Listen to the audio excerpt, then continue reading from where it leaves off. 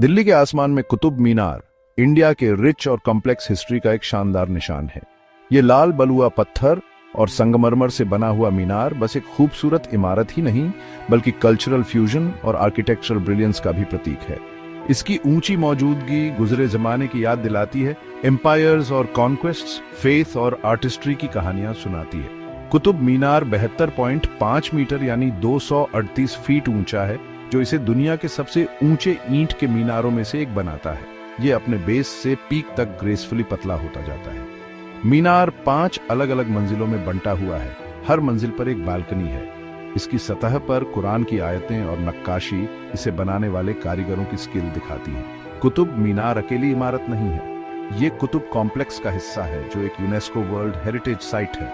इस कॉम्प्लेक्स में कई और हिस्टोरिकल स्ट्रक्चर्स हैं, जैसे कि कुव्वत उल इस्लाम मस्जिद, अलाई दरवाजा और लोहे का खंबा।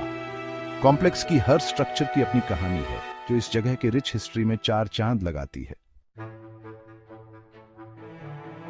कुतुब मीनार की शुरुआत समझने के लिए हमें घोरी डायनेस्टी के इतिहास में जाना होगा।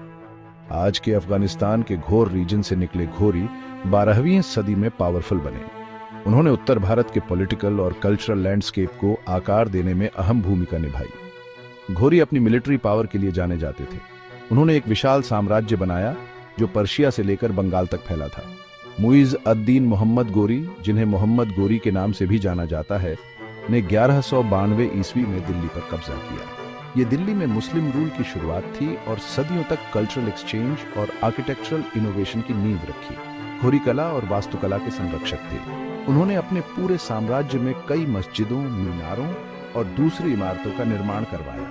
कुतुब मीनार, जिसकी शुरुआत कुतुब उद-दीन ऐबक, एक घोरी सेनापति जिन्होंने बाद में दिल्ली के पहले सुल्तान बने, के शासनकाल में हुई, उनकी आर्किटेक्चरल महत्वाकांक्षा और विजन का प्रमाण है। कुतुब मीनार का निर्माण इंजीनियरिंग और कारीगरी का एक अद्भुत कारनामा था। मीनार कई स्टेजेस में बनाया गया था। कई दशकों तक अलग अलग शासकों ने इसे पूरा करने में योगदान दिया। कुतुब मीनार पर काम 1193 ईस्वी में शुरू हुआ।